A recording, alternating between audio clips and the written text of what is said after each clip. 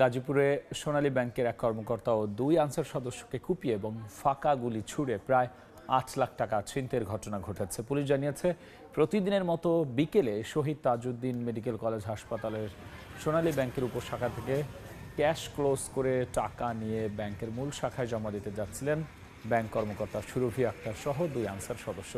এ সময় মোটরসাইকেলে করে 8 থেকে 10 জন দুর্বৃত্ত ফাঁকা গুলি ছুড়ে দেশীয় অস্ত্র দিয়ে কুপিয়ে টাকার ব্যাগ ছিনিয়ে নিয়ে যায়। ব্যাগে ব্যাংকের প্রায় 7,84,000 টাকা ছিল। খবর পেয়ে পুলিশ ঘটনাস্থলে পরিদর্শন করেন।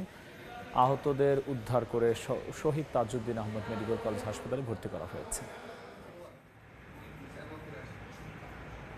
ঘুমটা ঘুরতে আছে, ওর হাতের মধ্যে পিস্তল আছে, পিস্তল এইভাবে ধরিয়ে মানে ফাঁকা গুলিও করতে হবে, মানে কেউ সামনের দিকে আসবেই না, এই কথা কইতে হবে। পরে দেখা যায় শুনে হাতের মধ্যে গুলি করছে, চাকু দিয়ে পুষ মারছে, এটা পরে দেখা শুনলাম আর পরে দেখা পরে ব্যাগ নিয়ে